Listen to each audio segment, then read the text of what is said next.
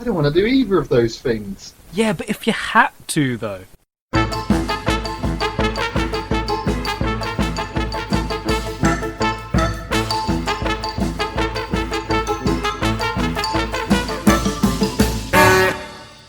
We set the scene. We have a choice. We must decide on the correct answer. I'm Kyle. I am Nathan. And this is If You Had To, though. Nathan, we made it to episode 4. I am amazed that we haven't been carted off by the institutions. They've tried. They've tried to shut the podcast down many, many times, but we keep fighting back. I've shared this with my, friends, family, therapists. The family did an intervention. My sister standing in the corner crying, and my therapist turned around and told me there was no hope for you. No hope for me? Oh, okay, no hope for you. Yes, my therapist turned around and told me there's no hope for Kyle. So they watched you for a few hours and they were like, right, who's he been hanging out with? Oh, I see. There's no hope for Kyle. You're salvageable. No, that I say showed them. Showed isn't the right word, is it? I eared them, imparted upon them. You forced upon them. I mean that. Yes. Okay. Sure. You forced the podcast upon them. They turned and looked at me and said, "In all my years of therapy, I've cured the serial killers and people that believe that they're made of honey, but I've never met anyone as hopeless as you." And then they slapped me on the face and walked out. So it went well then? Yeah, you're better than usual. Episode 4, it's time to throw in some new lovable characters, some unforeseen plot twists, starts of a budding romance, hopefully. We're building up the show. I mean, I was just trying to think, what kind of plot twist could there be? I'm actually Kyle and you're Nathan. Or am I? The audience's mind will be blown.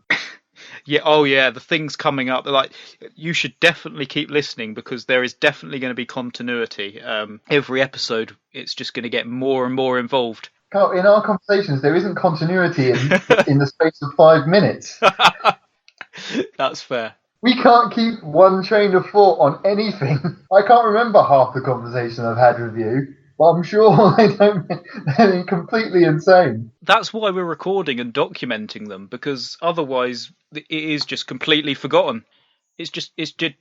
Our conversations just disappear into the ether and it's never heard from again. We're really recording this for ourselves so we can listen through and mine for gold Yeah. We're obviously geniuses. We know that. We're all geniuses, or is it genius eyes? Genii? Genii. Genies. Yes, we are genies. That hit sitcom, We Are Genie.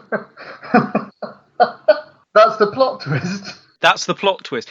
In the very last episode of this podcast, you find out that we're both genies and we each wish for our own freedom from each other. And we are free from doing this. You just mentioned that hit sitcom. Can you wiggle your nose and make it ding like a bell? Did it work? I tried very hard. I saw the furious look of concentration on your face. The sweat coming off your forehead. Oh, that was just from the kitchen earlier. Oh, that's true. We haven't mentioned this, or we have, I don't remember, because there's so much continuity, it's hard to keep track of the continuity. But Kyle works in a kitchen. I work in a kitchen. That was Kyle adding some extra depth to what I just explained. Yeah, that wasn't... Kyle works in a kitchen. I work in a kitchen. So, tell us more about your job. Well, I have a job. It is job-like. I get paid for doing it, and I work a certain amount of hours. Paid for doing your job? No, I just get people smile at me at work, and that's all I need. A smile gets you through the day. Otherwise, I'd get no smiles. That was much sadder than I intended it to be. That's then. The only time you get paid in smiles because no one will actually smile at you. When I said that line, I saw you shake in sadness. I actually felt sorry for you for the first time ever. How dare you? I am living the best life. I'm currently just looking around at my desk, I've got 7 whole sweets. I've got 3 drumsticks on my desk. 3 drumsticks and no drum. Ironically. A guitar pick, but no guitar. This is another reason why we're friends, Carl, because we both like terrible, terrible jokes. We both went straight from being teenagers to making old man dad jokes. There was no in between for us. It was just the next logical step. So the premise of the show is that we create scenarios for each other, resulting in 2 possible outcomes. We'll discuss each outcome's pros and cons and decide definitively on the correct answer. Exactly. 100% accurate truth. But if there's one thing people need to know about you, Nathan, it's that you're a man of luxury, yes? Yes. Yeah. I live luxuriously, if that's how you say that word, which I don't think it is. You live luxuriously. The one thing that you definitely need to know about Nathan is that he loves taking luxury cruises. Ah. And you cannot get enough of your luxury cruises. Well, once you have... It's like Pringles. When you have one, you have to have more. That's not the phrase. Once you start, you can't pop. No, that's not it. Once you crunch, you cannot squit. Every time I've spoken to you, you've been telling me about the latest cruise you've been on. I mean, mainly just bragging, Kyle. I see you living in your petty little mansion while I'm on my cruise ship. Always on a cruise ship. I mean, I own a cruise liner. You do? You know those statues at the front of pirate ships of women? Yeah. I'm glad you do, because otherwise this would have been a difficult conversation. There's one of me at the front of a statue. No. The front of a ship. That makes much more sense. There's a statue of me in the front of a statue. So they've made a lovely statue, and they put a statue of you in front of it just to block it out. I'm really small, so there's a statue. So you're just standing in front of the Statue of Liberty. It's just a very tiny... You're just in front of a big toe. Yes. Yes, every photo that's ever been taken of the Statue of Liberty has actually been taken of me, just no one can see me. You're there, though. If you zoom in, if you get one of those really good cameras, you can zoom right in and you'll just see you winking and giving a thumbs up. But yes, there is nothing I love more than a good cruise. Standing on the deck with my Perrier. Yeah, and it just so happens that you have taken another cruise today. And you've decided to hop aboard a little ship called the Titanic 2. It sounded like a good ship name. It sounded sturdy. Oh, this ship will never sink. No, never. So you decided, yes, that's where I'm going to go for my next solo cruise, because you go on your own, because you're a man of leisure. We've already established that no one likes me and that I have no friends. Everywhere you go is a solo mission. You're only in my life because you lost a bet to that witch 50 years ago. Exactly, and I'm still regretting it every day since. You worn me down, and the only way to... Oh, you used to be so beautiful, Kyle, but now, looking at your face, it's... I don't want to tell you what it looks like. The only way I can share my pain with the world is through this podcast. That's why you needed this. You needed it not just to be you anymore that had to listen to me. The whole world. I'm burdening everyone else as well. So anyway, yeah, you're on the Titanic 2, and you play a bit of croquet. You dance an Irish jig down in the galleys. Am I doing crochet while I'm doing croquet? Yes, you are doing croquet. You are crocheting croquet mallets. I'm crocheting croquet balls. Yes. You said that with so much certainty. Oh, and you definitely stand on the bow of the ship with your arms outstretched, screaming, "I'm Queen of the Sea!" as Celine Dion style music blasts in your ears. Oh, actually, on the new Dragonforce album, they do a cover of Your Heart Will Go On at the end of it, very bizarrely.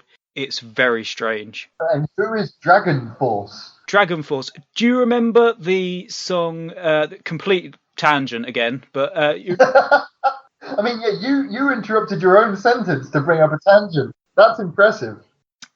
They're a band that play very, very fast guitar music. Ah. Now imagine Your Heart Will Go On very fast and with lots of guitar. that your heart will explode in fire. Yeah, exactly. Your heart will beat 5,000 times a minute. Oh God, you have to, after this is done, you have to send me that song. I will. I'll send it to you. And I will always love you. That's not the Titanic song. What's the Titanic song? I mean, you're talking about a song from 20, 30 years ago. Everyone should know the Titanic song. Every night in my dreams, I see you, I feel you. Are you quoting the song there, Kyle, or just saying that? Song? I mean, those words are going to haunt my dreams, Kyle. I'm going to be lying in bed, just hear your words in my ears. I see you, I feel you. Anyway. So you're standing on the bow of the ship and listening to Dragonforce for some reason. The wind is blowing through my hair. Your curly golden locks. My beard is waving in the wind. My nose hairs are twirling around. And you meet a couple of people while you're on the ship as well. You meet a very nice but incompetent woman. She's a bit dim, but she's nice. You see her rescue a ladybird from a spider's web. Oh. It's like caught up in the, and she sets it free. You have a conversation with her, and you realise she lets it free right into a light bulb, and it burns into a grid. Yeah, but I mean, her heart was in the right place. She's definitely got a heart of gold. You can tell that. And you have a conversation with her, and you realise there's not a lot going on upstairs, but she's a nice person. You also meet a guy who is, I mean, I don't want to put words into your mouth, but you think he's an arsehole. Oh, sorry, the words you put in my mouth just went down. So this guy is a bit of an arsehole. Any particular reason, or just I got that feeling? Well, I mean, the first time you see him, he kicks a seagull up the arse and then whacks it with his newspaper as it flies away.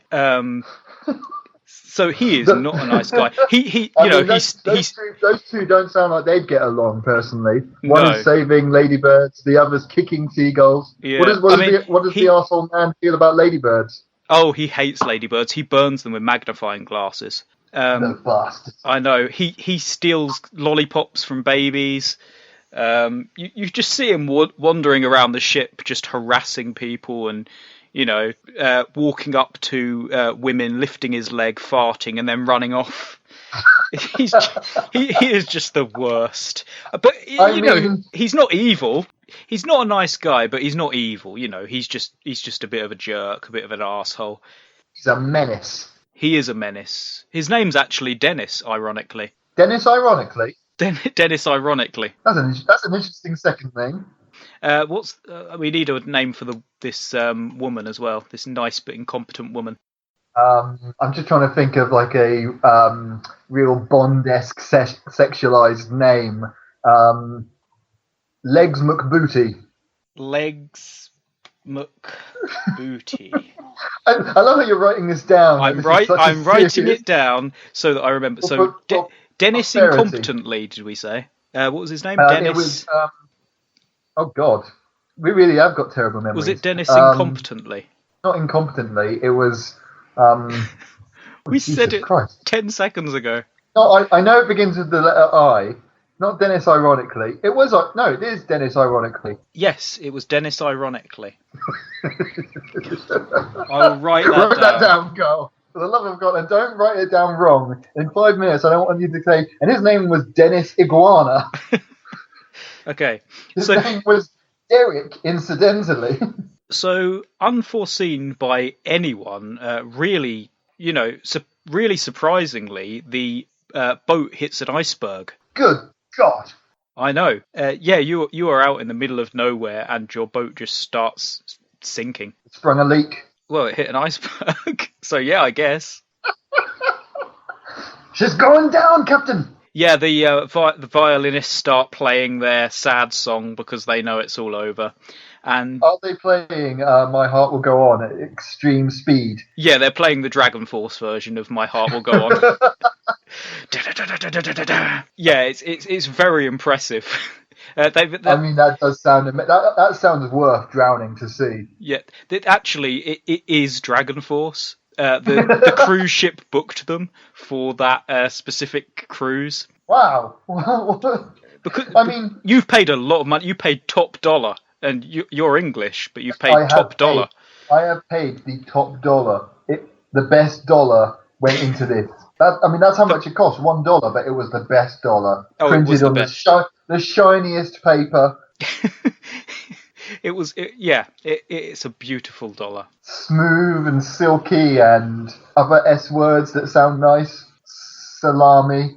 I cannot think of a single word beginning with S, to be honest. Your brain, your face looks completely devoid of all ideas.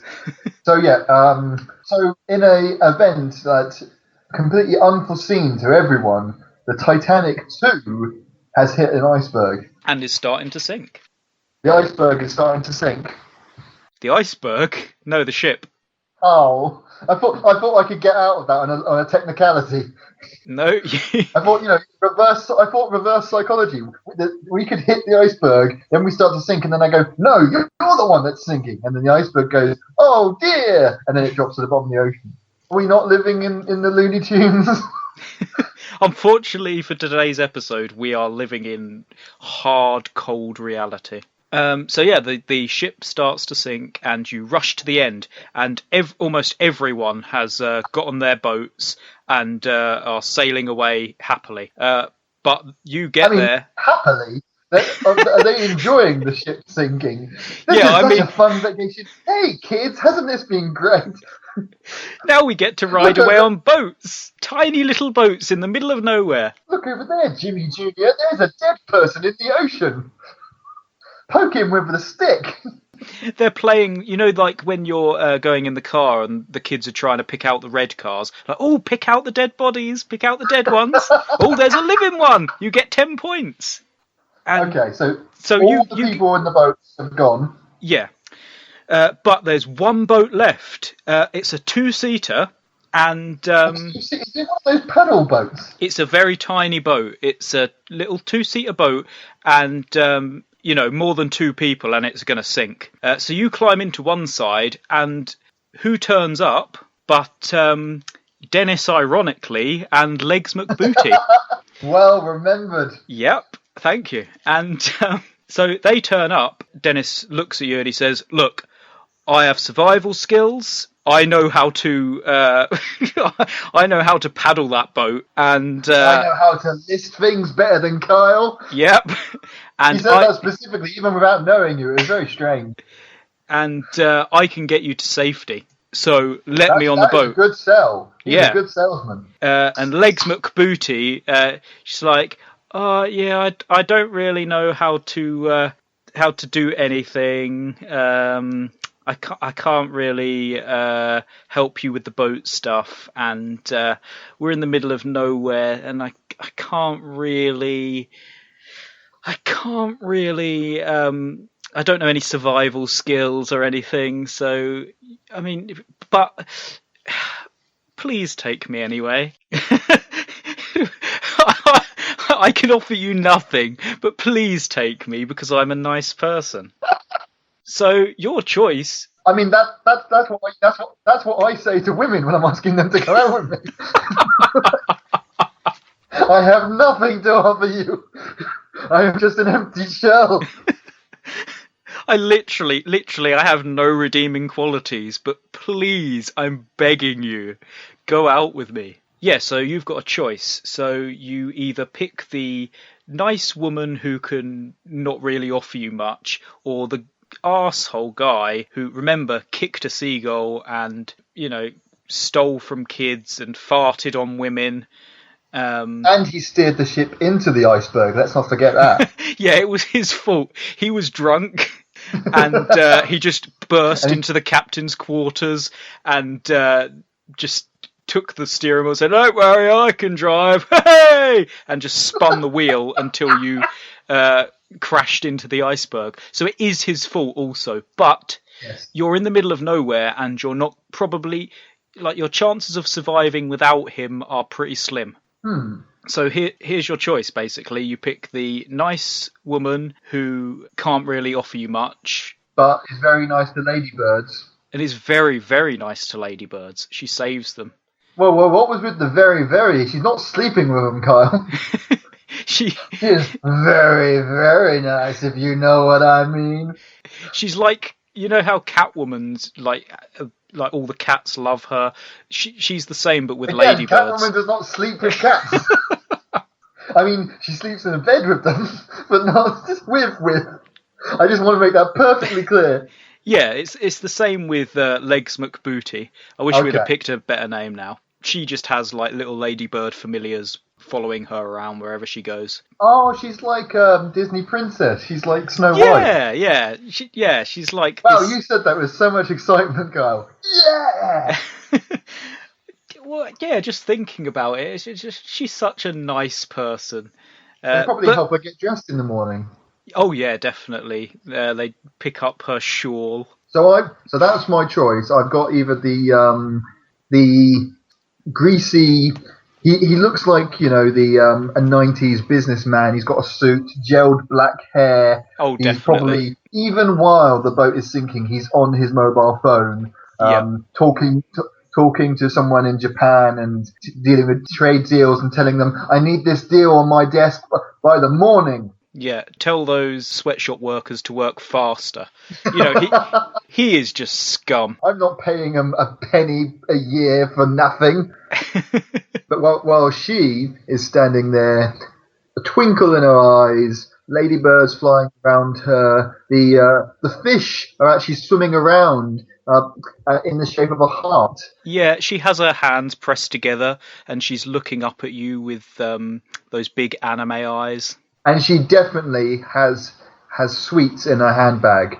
Oh, definitely, yeah. And she gives them out to any child she sees. She offers them sweets, not in a creepy way.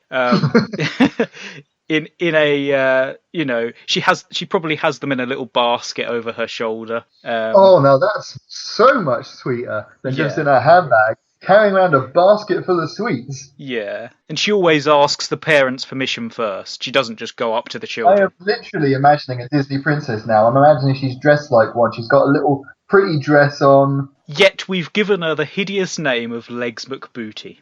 I mean, she has legs and she has a booty. That too, she's attractive as well. So, you know, she's this is feminism gone mad, Kyle. Now women want names. She's the full package, but she's dim. I mean, I guess we could have called the bloke Legs McBootie because he also has legs and a booty. Exactly, but no, he's definitely Dennis. Ironically, you have made me realise what a sexist arsehole I am. So yeah, what are your thoughts here? Who are you going to let drown? I mean, that makes this decision so much more dramatic because that is not just, because of you. One of these two people are going to die. Yes, probably. It's not just which one of these people would you rather be in a room with. Yeah. Because obviously in that case it would be the nice lady. But it's a matter of the slimy, nasty villain of every 90s kids movie. You know, he's the guy that told the Muppets to move out and be homeless if they didn't raise the £5,000 in time.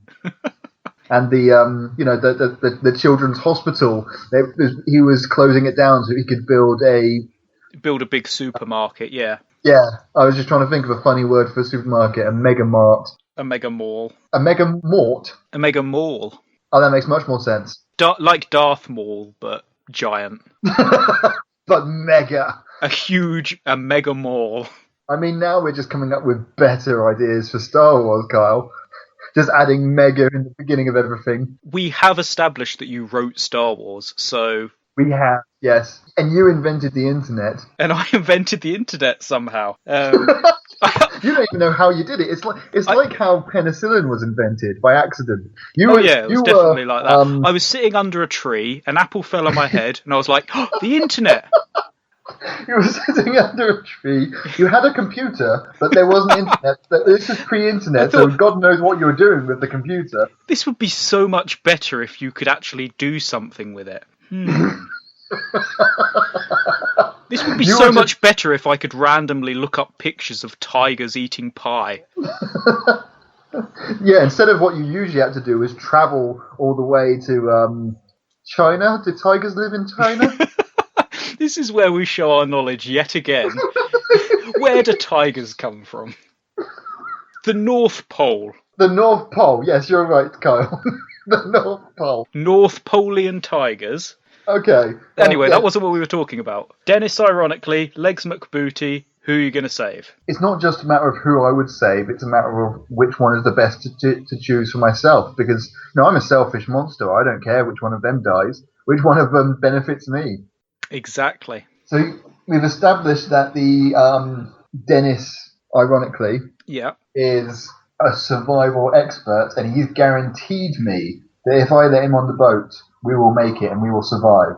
Yes. Whereas Legs McBootie, with a sweet little smile on her face, I do regret calling her that now. Now that we've established her character as this sweet, nice lady, I feel really bad for killing her. Unfortunately, everything we say is canon, and we cannot change anything. Oh yeah, it's the continuity, of course. Exactly. If we start changing things halfway through, who are we as people? I mean, if we started changing things halfway through, the things we come up with would make no sense. It would be like two men rambling on about nothing on a podcast. Exactly, and that's where chaos lies. So, yeah. So my choice is between him and her, and she turns and looks at me with a sweet smile and a reassuring. It's not even that she's pretty. It's more just that she's reassuring. No. She talks to you, and you feel like we're gonna make it. We're going to do okay. Yes, the ship is sinking. Yes, there's dead children floating around the ship. But there's still hope in the world. Yeah. Whereas I look at him and I just want to punch him in the face. Exactly. And also, she was planning on opening an orphanage when she got back home. Oh, well, now we've got a bunch of orphans.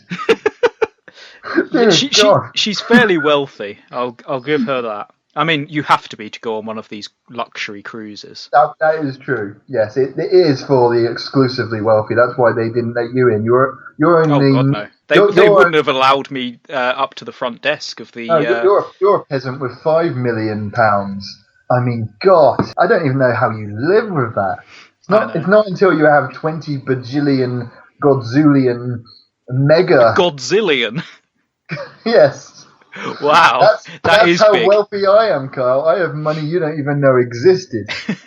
We can afford numbers that you haven't even heard of. I feel like you're stalling for time here. The ship is sinking. It's getting closer. Right. You're going to be dead soon if you don't. I mean, at this point in my decision-making process, the water is up to my neck. Yeah. I mean, this is really tough because instinctively I'm thinking the slimy businessman. Because he can get us to safety. But then I'm letting sweet old Legs McBootie drown. I'll tell you what, if you take Legs McBootie, you'll have a 8% chance of randomly surviving somehow through sheer luck. But if you bunch of dolphins just swim up and we ride them to safety. Into the sunset. But with Dennis, ironically, you're 99% sure that you're going to live. Yeah, I mean, he's on the phone talking to his contacts who are arranging a helicopter to pick us up in the middle of the ocean. Definitely. There's no loopholes here, are there? I can't choose to go with him, but then come back to her. No, it's not one of those the fox, the hen, and the grain puzzles. Oh God, I hated that. It's definitely a one or the other. I mean, you could. Now, I don't want to break the game here, but you could sacrifice yourself and let the two of them escape. Oh. But then I wouldn't be able to do this podcast with you, Kyle. That would be a disservice, a loss to the world. Yeah. This is no longer about my selfish desire to live. This is about what the world needs. The common good of this exquisite podcast. That's why I'm letting Legs McBootie die, not because I'm a selfish monster. Have you decided? I mean, I think that's the only choice I can make. If I want to live, if I'm not willing to sacrifice myself, I have to choose her, because if I go with her, we'll both die. Yeah, but you would die looking into those wonderful, calm, happy eyes. I mean, I don't think they'd be that calm anymore while we're drowning. How sweet is this lady? While we're both dying, she's looking at me reassuringly, going, "It's all going to be okay." Yeah, she is definitely a Disney princess. It doesn't matter what the situation, she is just super positive and upbeat. And I'm sure something you're literally your little boat's got a hole in it and it's sinking and sinking, and you're up to your eyeballs. Sharks are swimming around us. She just tilts her head, smiles at you. I'm sure something will come along to save us eventually. You're like, we're going to die! If you believe in miracles, they will come true. As she gets bitten by the shark. Torn to shreds. And her last words as her head gets ripped off her body are, "It's all going to work out in the end." Don't worry about me. Oh, wow. And you're already... You've been swimming for the last 5 minutes while she's been doing this speech. It's really beautiful. Yeah, it's a beautiful speech. It really does fill me with hope. But you've not listened to any of it, though.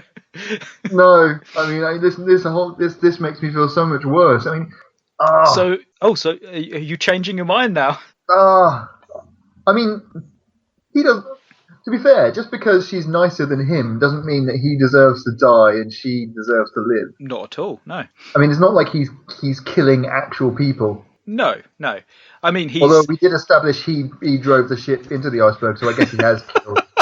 He's killed millions. But millions? How many people are on this cruise? Oh, it was a big ship. Wow, I'm even more rich than I thought I was. Oh, I know why it's millions. You're counting all the staff as well. I don't even count them as human beings. They're beneath my notice. I forgot. And yeah, obviously all the people working down below shoveling coal into the big furnace to make the ship go. Wow, this Titanic too is really a really novelty retro ship, isn't it? It's very modern. In the logic of the game, yes, I have to choose him because he's the only way to survive. Whereas... No, I said you would get an 8% chance with Legs. Oh, I really feel bad about giving her that name now that I've killed her. Yeah, you gave her an awful, awful name, and now you're condemning her to drown. I gave her a sexist Bond name, imagining a sexy Bond woman, but instead I've got a dead corpse in the ocean. A dead Disney princess. Oh, I really feel bad. I can't choose. I will sacrifice myself because that's kind of a cop out of the game. That's not the one or the other choice, is it? That's a third choice I've invented. It is a third choice. I think it's a bit early on in the series to start breaking our own rules. I'm going to have to stick with it. I'm going to have to be a monster. And Dennis, ironically, sail off on the sweetest, kindest lady who's ever lived. And I feel genuinely guilty about this imaginary person that we've just murdered. So the ship slowly sinks and she's standing on the deck waving at us. Yeah, she just smiling. She's waving a little white hanky at you, smiling, saying, "Don't worry about me, I don't blame you." And Dennis just turns, gives her the finger. He hasn't even looked away from his phone looking at the stock exchange. Yeah, exactly. He's selling high and buying low. Wow, you're a real business tycoon, girl. I know my stocks and shares. And you're with him on that boat for the next couple of weeks. Wow, I didn't think about that. But I guess I've made my choice at this point. I can't go back. She's already dead. Yeah, she's just gone under, and you're quite far away now. There's no changing your mind. So poor Legs is gone. But yeah, you and Dennis sail off together. You realise over the next week or so that he's also extremely racist, extremely homophobic. I've also realised another thing. We have like rations on this boat, I'm guessing, to eat. Yeah, he probably brought along some toffees. But he's not sharing them with. He's got like M&M peanuts, and he's not sharing any with me. Oh no! Well, he bites off all the chocolate and then gives you the peanuts because he doesn't like the peanuts. But he buys the peanut ones anyway. That's not even an arsehole. That's just stupid.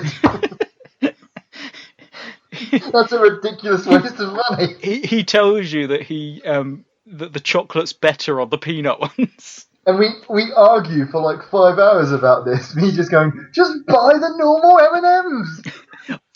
I mean, I've just killed a woman. Yeah, you've just killed a woman, and we're talking about M&Ms. We're far too casual about this, guy.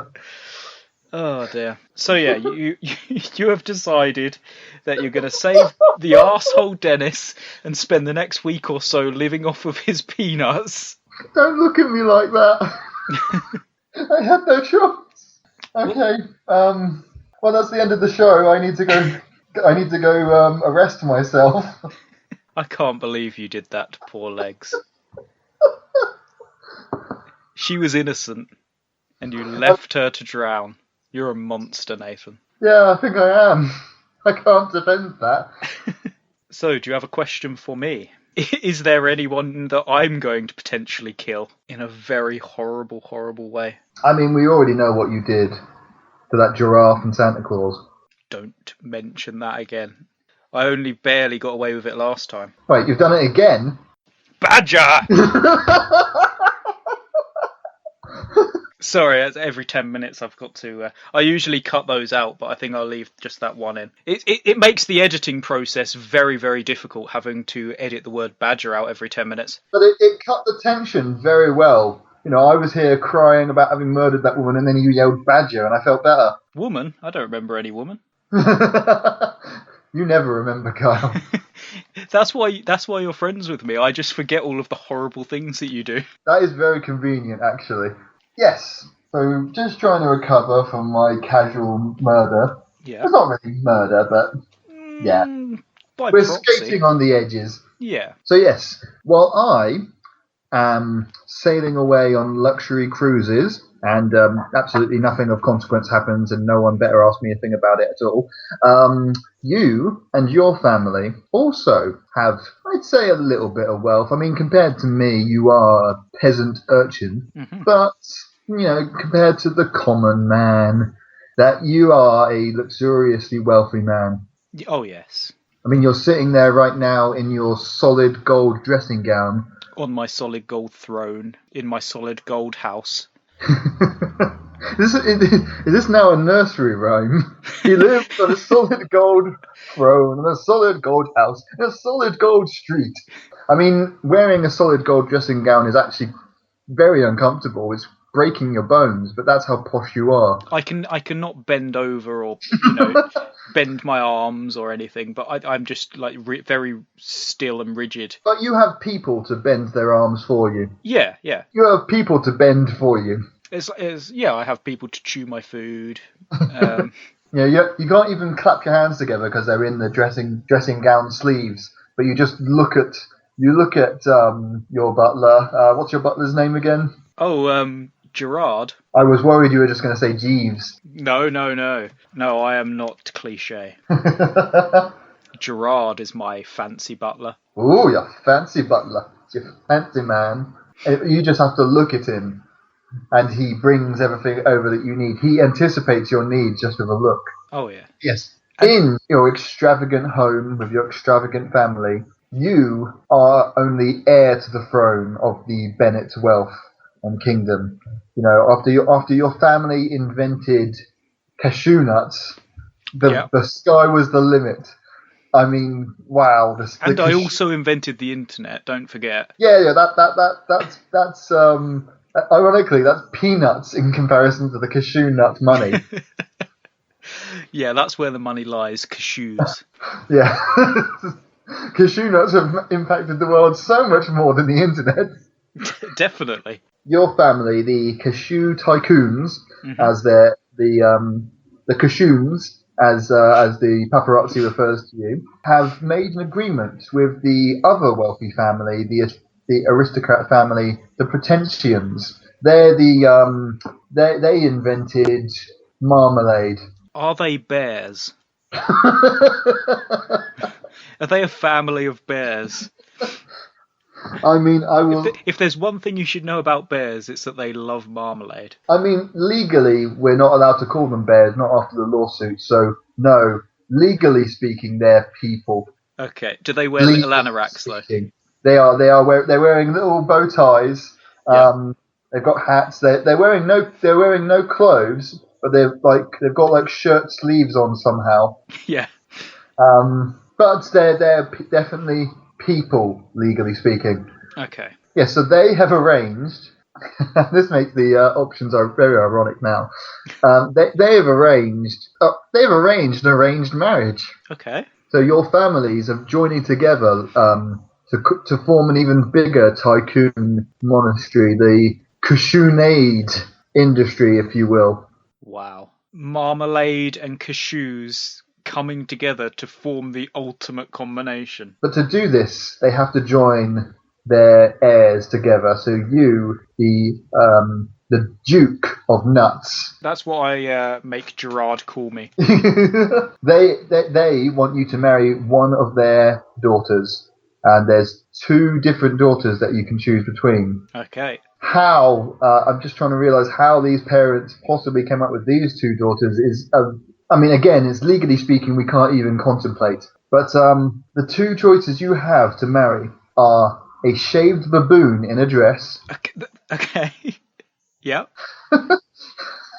Or a swarm of bees in the shape of a voluptuous woman. Okay, so these marmalade-loving bears have created a baboon and a swarm of bees. I mean, again, Carl, legally speaking, they're people. These 2 people have somehow produced a shaved baboon in a dress and a swarm of bees in the shape of a voluptuous woman. I mean, they could be adopted. Again, they're very private. They're a very private family. But regardless, these are their legal heirs, and you have to marry one of them to join your families together to build the future. This has been your destiny since the day you were born, since the day your father held you aloft in the Bognor Regis mountains, holding you in the Bognor regions, cheering at your naked baby form. Before the hordes of cashews that came out to see my coronation. Isn't there an American cashew character that was like a cashew nut with a monocle and a hat? That's a peanut, Mr. Peanut. Oh, fuck. I should have said peanuts. Too late now. But I didn't, and I didn't because this is completely true and accurate, and this is exactly what has happened in life. Canon, as I've said. Canon, exactly.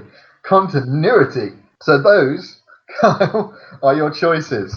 And this is definitely the only way that Cashew Lade is going to come together to be the multi-godzillion.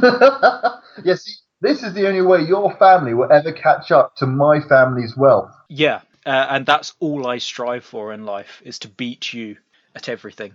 After my family invented sandwiches, the concept of sandwiches, before my family was around, people had bread, they had ham, they had no idea what to do with them. They would just throw them at a wall and then lick it off. But you were the geniuses who thought, no, let's slap these random condiments between 2 slices of bread. I am very proud of Grandpapa. But we're not talking about your fortune, we're talking about mine. And you're right. I mean, I wouldn't even call it a fortune, piddly amounts. But this is the only way you'll ever catch up. So, that is your choice, Carl. To join your families together, to forge the future, and embrace your destiny, you must marry either a shaved baboon in a dress or a swarm of bees in the shape of a voluptuous woman. Now, you've given me a very, very difficult choice here. I mean, it's only fair. You gave me a bloody impossible choice. You've given me a choice that I'm literally going to feel guilty about for the rest of my life. I'm going to go to work on Monday, and people are going to ask me what's wrong. And I'll have to explain that I've imaginary killed a woman.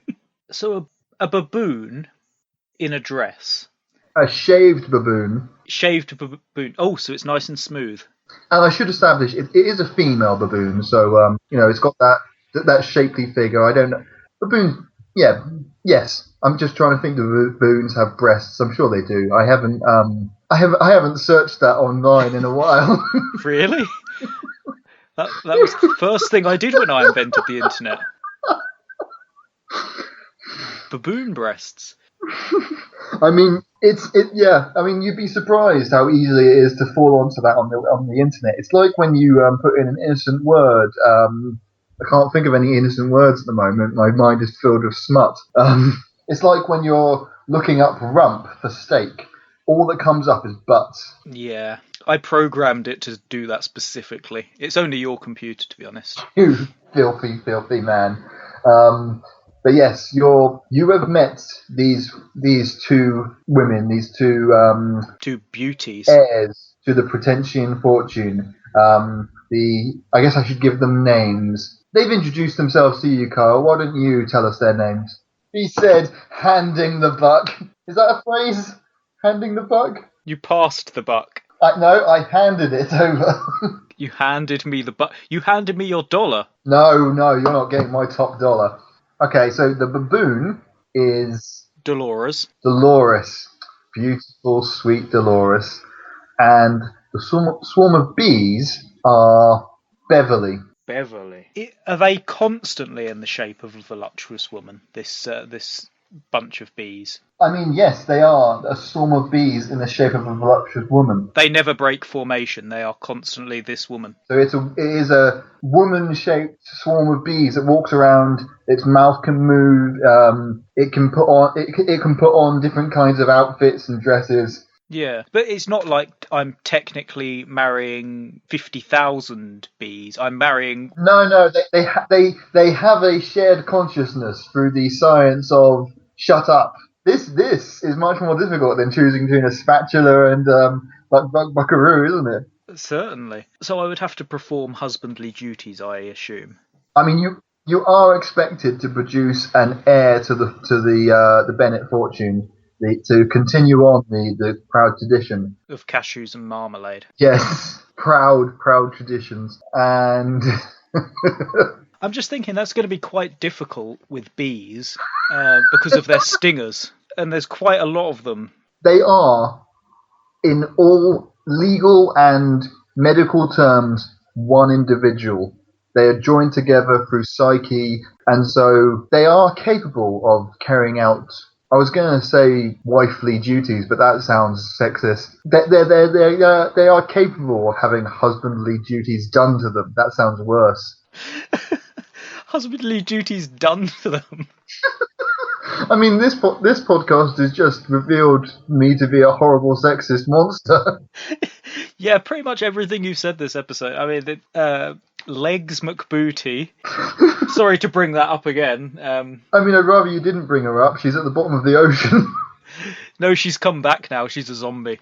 But does she still have nice legs? Oh, she has great legs and a great booty. Well, that's all that matters, apparently, because I'm a sexist pig. But we're not talking about my string of my success with women and how I murdered them all. I mean, I've never murdered any women. We're talking about your love life, Carl, and how you can't get out of this. You can't keep changing the subject. You're going to have to marry and be married to with either a shaved baboon or a voluptuous woman made out of bees, Beverly or Dolores. Beverly or Dolores.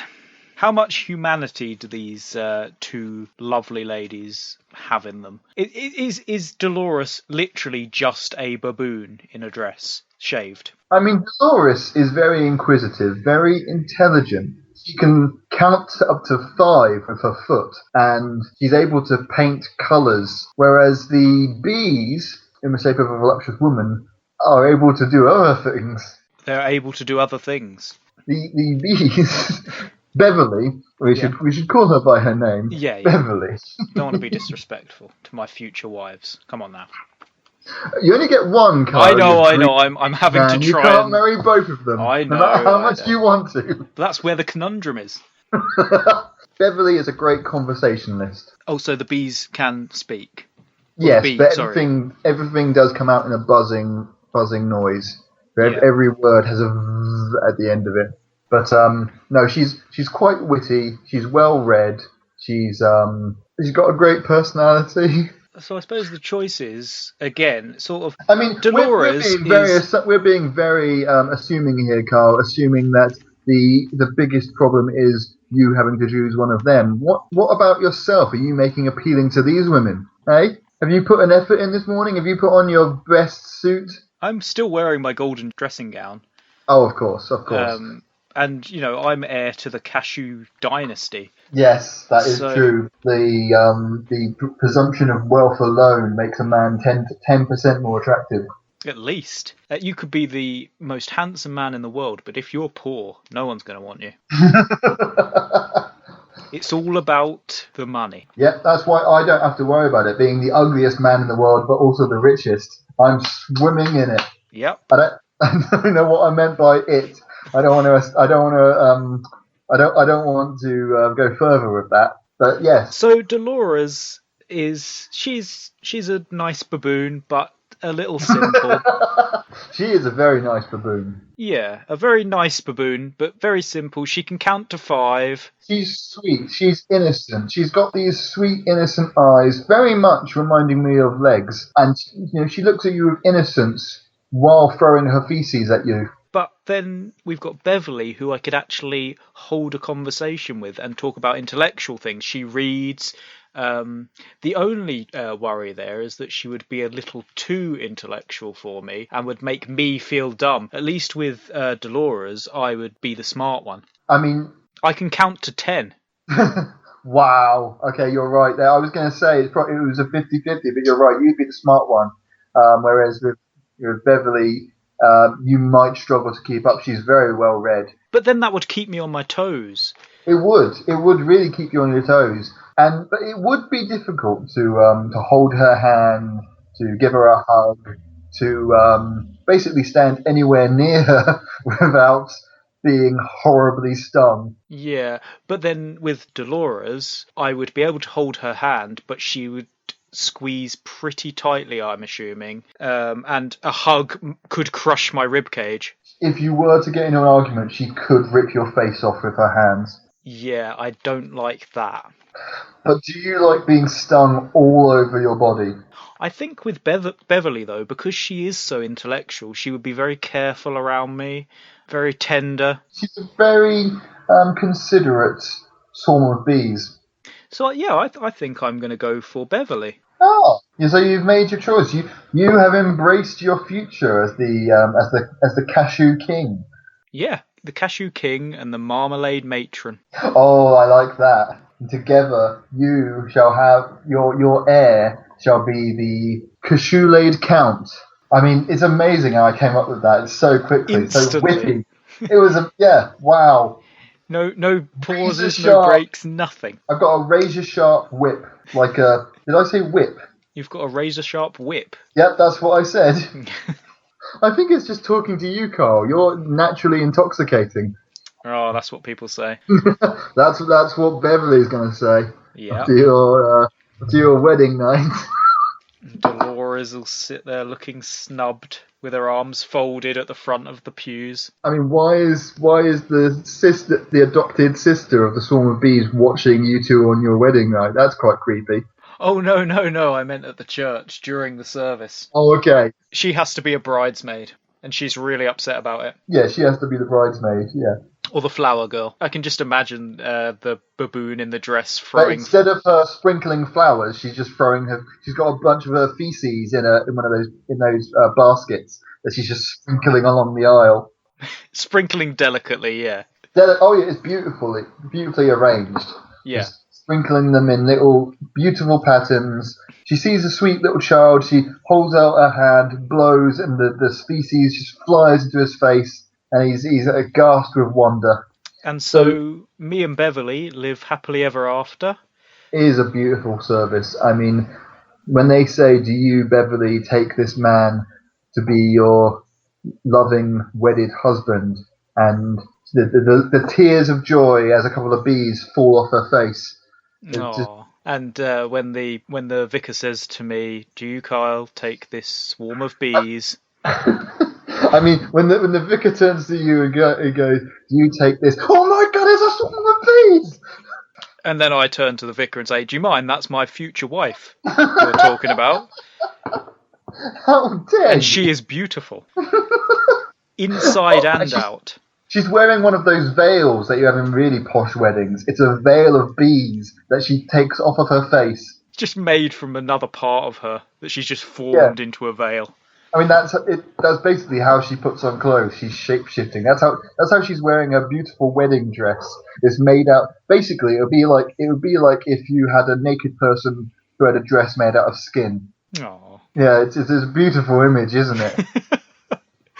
Yes, I'm going to say yes. So I am married now to Beverly, and we're going to rule the world with our cashew and marmalade fortunes. Yes, your powerful dynasty has joined together, and you will spread out. I mean, as every businessman knows, once you own cashews and marmalade, there are no limits to what you can do. Exactly, and you are going to have to live the rest of your life in the knowledge that you have killed a Disney princess. I mean, that is, yeah, I'd forgotten about that until you just mentioned that, and now I feel guilty again. I will never let you forget that. Until I forget, I will never let you That is forget. true. I will never let you forget. What is it? I'm not ever letting you forget. Something about jam? I mean, we forgot the name of Dennis, ironically, 5 seconds after we invented it. I mean, to be fair, that's how I am with people. People introduce themselves to me, and like 5 seconds later, I've completely forgotten their name. You know, I work on the phones dealing with customers, and like they'll say, "Hi Nathan, my name's blah blah blah blah," and then they talk about whatever they need help with, and then I'm like going, "Okay, so I'm going to call you back about this. Can I take your name? And what was it that you asked me to do that we just spent the last 20 minutes talking about?" I was busily doodling a picture of myself kissing Superman. That's quite sweet. This episode hasn't worked out quite so well for me. You've ended up in a beautiful, loving marriage that I know will just bring you eternal happiness And lots of money as well. Let's not forget. and lots of sore points all over your body. Yeah, well, there's sore points in every marriage. As I say, I think she'll be tender and discreet. She's very intelligent, so she knows just the right way to sting a person. She knows what a man likes. She knows how a man likes to get stung. So yeah, you have gone away in a beautiful, happy marriage to form the most powerful dynasty the world's ever seen. Whereas I lived the rest of my life knowing I've killed a Disney princess. And let an let an arsehole live. Well, but I now watch him grow up the ranks of slimy businessman, and as he becomes nastier and nastier, more racist and racist, Yeah. he probably ends up being the bloody prime minister. Yeah, this Dennis, ironically, yeah, he will be in charge of the entire country. Doesn't matter how many kids he's kicked. Doesn't matter how many. What was it you said? He attacked a donkey. He did actually, but that's not. I didn't tell you that part. Oh, well, he attacked a donkey with nunchucks. He kicked a seagull. He stole candy from a baby. He used a magnifying glass on Legs's ladybirds, like just to rub salt into the wound. Well, I mean, after she was dead, like one of their ladyboats flew in the boat with us, and he took out a magnifying glass that he always has with him. Yeah, he did it before, during, and after she was dead. As she was dying, she said, "Oh, just please look after my ladybirds." Before I'd even chosen, they'd given me the choice, and he'd said, take me with you, and then started to kill an animal in front of me. That's how arrogant he was. He said, I know you're going to choose me, but I just don't give a shit," and just started murdering. I would choose for my own selfish interests. Just started swatting ladybirds out of the air and stomping on them, just with a massive grin on his face. A daddy long legs flew in front of him. He started ripping the wings off of it and spitting in its face. There's a lot of normal British insects flying around in the middle of the ocean. Yeah, you would have thought. Are you sure we're not in the Thames? Yeah, actually turns out that you haven't even left the dock yet, and you could have saved them both, but unfortunately no one knew. And people know now that if they're ever in the same situation you were in, you let the lovely woman die and you take the arsehole with you, and you marry a woman made of bees. I want people to learn from our mistakes, Kyle. And our life experiences, the things that have happened to us that have made us into the wonderful men that we are. And I know that we can give so much back to the world. And I Not that just we're want going to. no. I mean, of course not. It's mine. I want to give without giving, which is why we're doing a free podcast giving away life advice that probably going to get people killed. So yes, I think we have done a great service here today. Yeah, and if you don't agree with us, like usual, If you don't agree with us, like usual, no one ever agrees with us. that is very sad. Like But yes, if you don't agree, well then prove us wrong. Marry the baboon and don't kill a woman. Let's see what happens when you make these wrong decisions. I can't imagine a world in which those things come to be, but some people may. And if you feel that way, then please let us know in the comments. And you can follow me on Twitter at Kyle M. Bennett, which is Kyle_M_Bennett, 2 N's, 2 T's. And you can follow me, just to make sure I'm not murdering anyone else, at Noraman, which is NAWHEREMAN, and I feel more embarrassed about that name every time I read it out. Can you change you can change your Twitter handle, can't you? I think you can, yeah. I just haven't bothered to for 10 years. Because we're fogey old men, we don't understand technology. I had to get my grandfather to help me set up my Twitter account. Now this is the button you press to retweet. And I agree with someone, I just write to the local newspaper and put an advert in. And 6 weeks later, you get an answer. That's how it was done in my day. 60 years after you were born. If you want to follow us, and despite everything you've heard us say, then you can do so. We're both aspiring writers and artists. We've got links to things, and we're definitely not trying to get you to follow us because we want to involve you in a terrible pyramid scheme where we steal all your money. Although there is a sign-up fee to follow me on Twitter. It's a monthly fee of $99.99. But only $99.99 for less than £100 a month. Don't you hate it in the TV adverts when they do that? When like they advertise a computer at like £999.99, and they say for less than £1,000.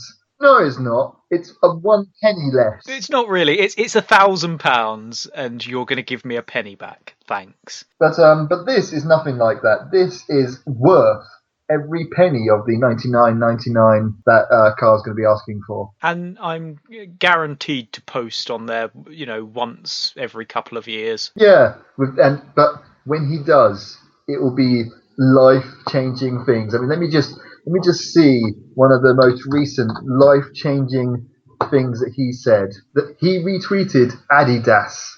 No, that's a promoted tweet, but it's on his page, so it counts.